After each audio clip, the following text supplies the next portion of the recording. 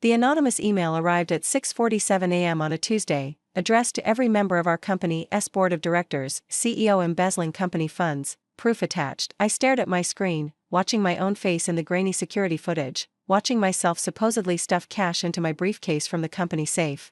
The footage was damning, irrefutable, career-ending, and completely fabricated. But what the sender didn't know, what nobody outside of our IT department knew, was that I had personally installed every security camera in that building 3 years ago, and I had access to every single original file. The video playing on my screen was a lie. And I knew exactly who had created it. My brother, Marcus, had been trying to destroy me since the day we were born. Not figuratively, literally since the day we were born. We were twins, and according to family legend, Marcus had come out of the womb screaming because I had been delivered first. First by 4 minutes.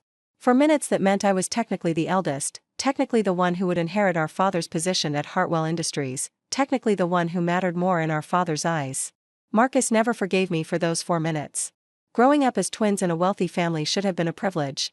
Instead, it was a competition, one that Marcus was determined to win at any cost. When we were 7, he told our nanny that I had stolen money from her purse. I hadn't. When we were 12, he convinced our parents I had cheated on my entrance exams. I hadn't. When we were 17, he planted drugs in my car and called the police. I spent a night in jail before the charges were dropped due to lack of evidence. Every single time, he almost got away with it. Every single time, something saved me at the last moment, a witness, a technicality, a stroke of luck. But this time was different. This time, Marcus had real resources, real power, and real motivation. Our father had died 6 months ago, leaving Hartwell Industries to both of us, me as CEO, Marcus as president of operations. It was supposed to be a partnership. It was supposed to honor our father's legacy. Instead, it had become a war. I didn't react immediately to the email. That was the first rule of surviving Marcus: never let him see you sweat. Instead, I calmly closed my laptop, finished my coffee, and drove to the office at my usual time. I smiled at the receptionist. I chatted with the security guard about his daughter's soccer game. I rode the elevator to the executive floor, nodding at employees who suddenly couldn't meet my eyes. Word travels fast in a company. By 8 a.m., everyone had seen the email. My assistant, Denise, was waiting outside my office with a face like a funeral. "Ms. Hartwell, the board is demanding an emergency meeting. They want. I know what they want." I kept my voice calm. "Schedule it for 3 p.m. And Denise?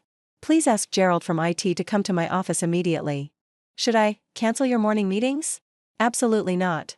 Everything proceeds as normal." I saw the confusion in her eyes, the worry, the first seeds of doubt about my innocence. I didn't blame her. The footage was convincing. Marcus had outdone himself this time. But Marcus had also made a critical mistake. He had assumed I was the same naive sister who had spent our childhood being blindsided by his attacks. He had assumed I hadn't learned. He had assumed I hadn't prepared. He was wrong. Gerald arrived within 10 minutes, a nervous, thin man in his 50s who had worked for Hartwell Industries since before I was born. He had been instrumental in our security upgrade 3 years ago, and more importantly, he was one of the few people in the company who was completely loyal to me. "Close the door," I said. "And sit down." He obeyed, his hands trembling slightly. "Ms. Hartwell, I saw the email. I need you to know, I don't believe Gerald." I held up my hand. "I need you to listen carefully. 3 years ago, when we installed the new security system, we set up redundant backup servers. Offsite. Encrypted. Do you remember?" His eyes widened. "The cold storage in the data center in Virginia." "Exactly. Those backups are completely separate from our main system. They can't be accessed from inside the building without physical authorization." I leaned forward. "I need you to retrieve the original footage from the night shown in that email. November 14th, between 9 p.m. and midnight. Can you do that?" Gerald nodded slowly, understanding dawning on his face. "You think the footage was doctored?" "I don't think. I know. Because I wasn't in this building on November 14th. I pulled up my calendar. I was at a charity gala in Boston. 300 witnesses, including the governor of Massachusetts. My flight records, hotel receipts, and credit card statements will confirm I didn't return to the city until November 16th. Gerald exhaled. "So whoever sent that email fabricated the entire thing. But they didn't know about the Virginia backups. They thought if they deleted or modified the local footage, there would be no way to prove the manipulation." I smiled grimly. "They thought wrong. I'll have the original files within 2 hours, Gerald said, standing. "Do you want me to bring them directly to you?" "No. I want you to set up a presentation in the main conference room. 2 screens, side by side. We're going to play both versions for the board this afternoon. I paused. And Gerald? Don't tell anyone what you're doing. Not a single person. He nodded and left. I sat back in my chair and allowed myself one moment of fury, just one, before locking it away. There would be time for anger later. Right now, I needed to be ice. Marcus wanted a war? Fine. He was about to learn that I had been preparing for this battle our entire lives. The morning passed in a blur of normalcy that felt almost surreal. I took my meetings. I reviewed quarterly reports. I approved a marketing campaign for our new product line. I ate lunch at my desk, a salad from the cafe downstairs, while employees walked past my office with carefully averted eyes. At 1 p.m., Marcus appeared in my doorway. He was good. I'll give him that. His face was a perfect mask of brotherly concern, his voice pitched just right between worry and sympathy. I heard about the email, he said, stepping into my office without being invited. God, this is awful. Who would do something like this to you? I looked up from my computer, keeping my expression neutral. I don't know, Marcus. Who would? He didn't flinch. Have you talked to legal? You should probably get ahead of this. Maybe release a statement, deny everything before it spirals. You think I should deny it? Well, yeah. I mean, obviously you didn't do this, right? He laughed, a hollow, performative sound. You've always been the golden child. Little Miss Perfect. No way you'd risk everything Dad built for a few $1,000s. A few thousand? I tilted my head. The email claims I stole over $400,000. Something flickered in his eyes. Just for a second. Right. Yeah. $400,000. Even more reason to get out in front of it. Marcus. I stood up, walking around my desk to face him directly. You seem very well informed about the contents of an anonymous email that was sent at 6:47 this morning. Everyone's talking about it. Everyone's talking about the fact that footage exists. Not everyone knows the exact dollar amount supposedly stolen. I watched his face. Unless they watched the video very carefully. Unless they knew exactly what it contained before it was sent. Marcus's mask slipped, just for a fraction of a second, before snapping back into place. What are you implying? I'm not implying anything. I returned to my chair. I'm just observing.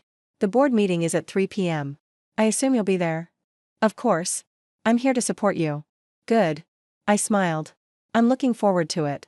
He left without another word. I watched him go, feeling something cold and hard settle in my chest. 28 years. For 28 years, I had been defending myself against his attacks, always reactive, always on the back foot. I had spent my entire life trying to prove I wasn't what he said I was. Today, for the first time, I was going to prove what he was. The boardroom was full by 2:55 p.m. 8 board members sat around the polished mahogany table, their faces grave. Our chief legal officer was there, along with the head of HR and 2 representatives from our external auditing firm. Marcus sat at the far end of the table, maintaining his expression of supportive concern. I stood at the head of the room, next to 2 large screens that Gerald had set up earlier. Thank you all for coming on such short notice, I began. I know you've all seen the email that was circulated this morning, and I know you have questions. I'm here to answer them, but first, I'd like to show you something. I clicked the remote, and the doctored footage appeared on the left screen. There I was, or someone who looked like me, opening the company safe, removing stacks of cash, placing them in a briefcase. This is the footage that was attached to the anonymous email, I said. According to this video, I entered our finance office on November 14th at approximately 10:37 p.m. and removed $400,000 in cash. The board members watched in uncomfortable silence. There's just one problem. I clicked again, and my travel itinerary appeared on the right screen. On November 14th, I was in Boston attending the Massachusetts Children's Hospital Charity Gala. I have flight records, hotel receipts, credit card statements, and approximately 300 witnesses, including Governor Williams, who can confirm I didn't leave the event until well after midnight. Murmurs rippled through the room. Marcus shifted in his seat. So either I can teleport, I continued, or this footage is fabricated. Let me show you which. I clicked the remote again.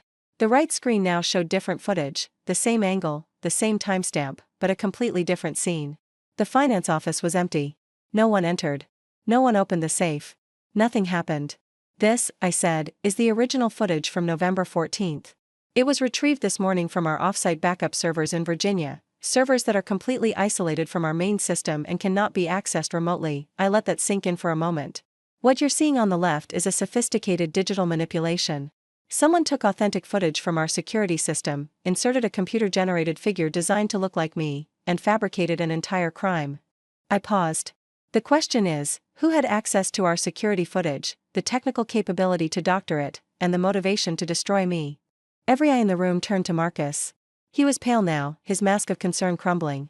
Wait, I'm not suggesting anything yet. I clicked the remote again. A new image appeared, metadata from the email.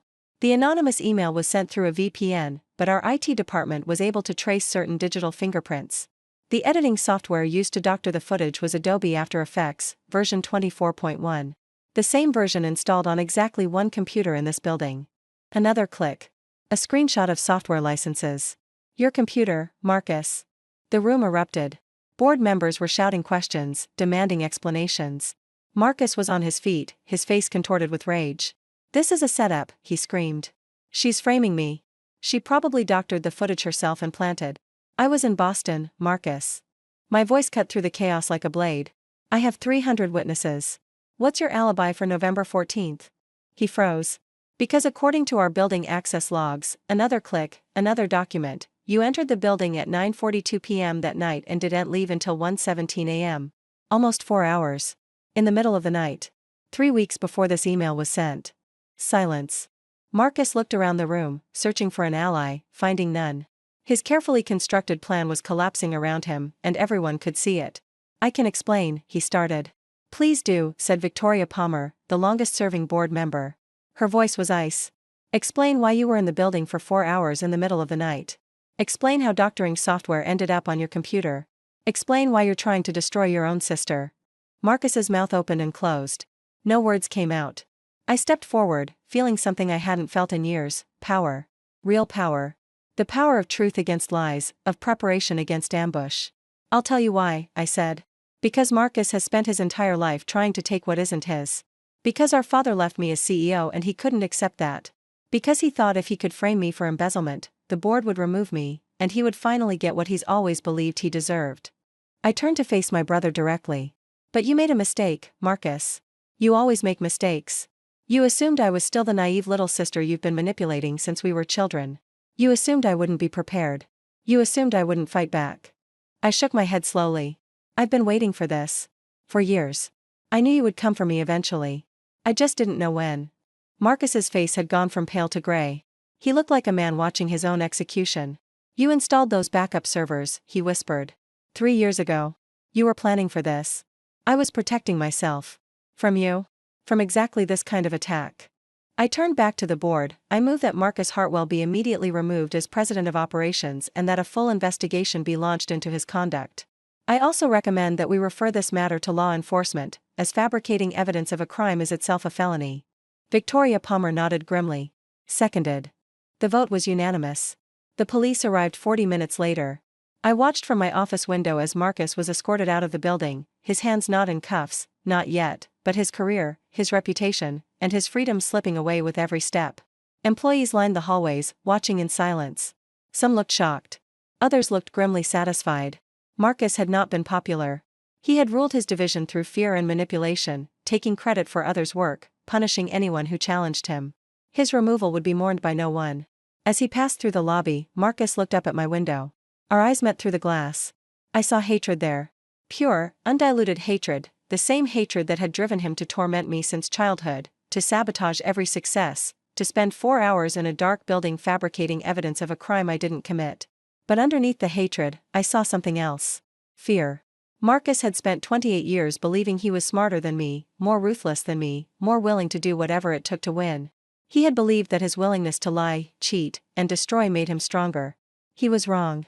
I had spent 28 years learning, preparing, building defenses he didn't know existed. I had installed backup systems and cultivated loyal employees and documented everything, not because I was paranoid, but because I knew my brother. I knew that someday, he would make his move. And when he did, I would be ready. The investigation took 3 months. Digital forensics confirmed what I already knew. The doctored footage had been created on Marcus's computer, using software he had purchased with his personal credit card, on dates that corresponded with his mysterious late-night visits to the building. Email records showed he had researched how to send anonymous emails and video manipulation techniques in the weeks leading up to the attack. But the most damning evidence came from an unexpected source, his own assistant. Brittany had worked for Marcus for 4 years, enduring his temper, his condescension, and his habit of blaming her for his own failures.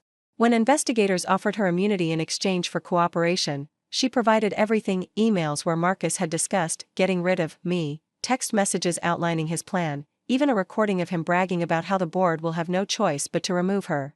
He had been so confident in his plan that he hadn't bothered to hide it from the woman who scheduled his meetings and managed his calendar. Marcus was charged with fabricating evidence, attempted fraud, and corporate sabotage.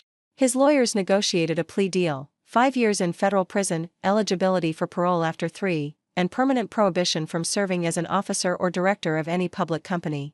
At his sentencing hearing, he was given the opportunity to speak. He looked at me. I was sitting in the front row, and for a moment, I thought I saw something human in his eyes. Regret, maybe. Or just the exhaustion of a man who had finally run out of moves. "I spent my whole life competing with you," he said quietly. "Trying to prove I was better, smarter, more deserving. But you always won. No matter what I did, you always won." "It wasn't a competition, Marcus," I replied. "It was never a competition. You made it one. You made everything a war. And wars have casualties." He was led away in handcuffs. I didn't feel triumph. I didn't feel satisfaction. I felt tired, the bone-deep exhaustion of someone who had been fighting the same battle for nearly 3 decades. But I also felt free. For the first time in my life, I didn't have to watch my back. I didn't have to prepare for the next attack, the next sabotage, the next lie designed to destroy me. Marcus was gone. And I was still standing. 6 months later, Hartwell Industries reported its most profitable quarter in company history. I had restructured Marcus's division, promoting talented employees who had been suppressed under his leadership, implementing systems he had blocked because they threatened his control. The company flourished in ways it never had under our father's joint inheritance model. The board offered to make my position permanent, not just CEO, but chair, with full control over the company's direction. I accepted. At the ceremony announcing my new role, Victoria Palmer gave a speech about resilience, about integrity, about the importance of leaders who build rather than destroy. "Cassandra Hartwell," she said, "faced an attack that would have ended most careers. She didn't just survive it, she turned it into an opportunity to make this company stronger. That is the kind of leader Hartwell Industries needs. That is the kind of leader our founder would be proud of." I stood at the podium, looking out at hundreds of employees, board members, and stakeholders. I thought about my father, who had loved both his children but had never understood the war raging between them. I thought about my mother, who had died when we were 12, before she could see what Marcus would become. And I thought about Marcus himself, sitting in a federal prison, paying the price for a lifetime of choices that had led him to that doctored video, that anonymous email, that moment when he finally overreached and lost everything. "My father built this company from nothing," I said. "He believed that hard work, integrity, and innovation could change the world. He also believed that family was the foundation of everything, that the people you love should be the people you trust most." I paused, feeling the weight of what I was about to say. He was half right. This company was built on hard work, integrity, and innovation. But family? I shook my head. Family isn't about blood. It's about loyalty. It's about the people who stand beside you when everything falls apart, who tell you the truth even when it's hard, who would never, ever, try to destroy you for their own gain. I looked at Denise, my assistant, who had believed in me when everyone else doubted. At Gerald, who had retrieved the footage that saved my career. At the employees who had worked twice as hard in the months after Marcus's arrest to prove that Hartwell Industries was more than the scandal that had rocked it. "That's my family now," I said. "All of you. And I will spend every day of my leadership trying to be worthy of your trust." The applause was thundering. I visited Marcus once, about a year after his sentencing. The prison was a minimum security facility in Pennsylvania. White-collar crime didn't warrant maximum security, but it was still prison. Still cinder blocks and fluorescent lights and the particular hopelessness of a place designed to contain people who had lost everything. Marcus looked older. Thinner. The arrogance that had defined him was gone, replaced by something quieter and more broken. "Why are you here?" he asked. "I don't know," I admitted.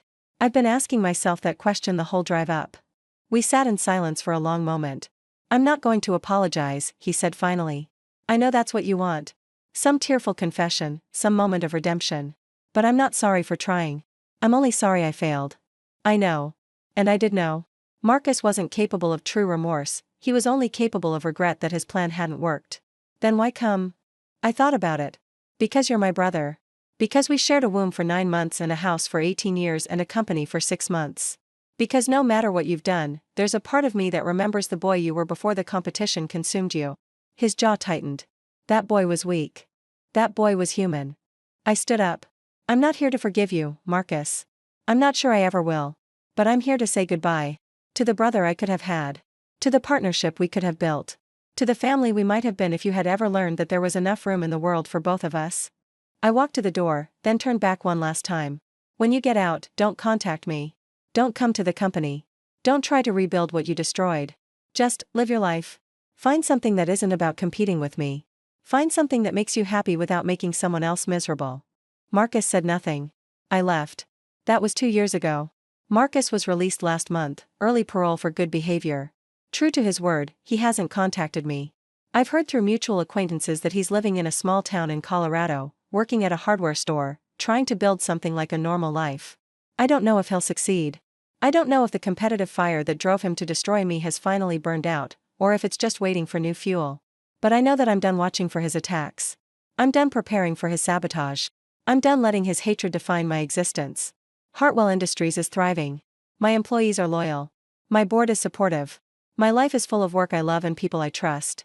And the cameras I installed 3 years ago? They're still running. Still recording. Still backing up to servers in Virginia that no one can tamper with. Not because I'm paranoid. Because I learned a long time ago that the best defense against people who want to destroy you isn't hope, it's evidence. And I will never, ever be caught without it again.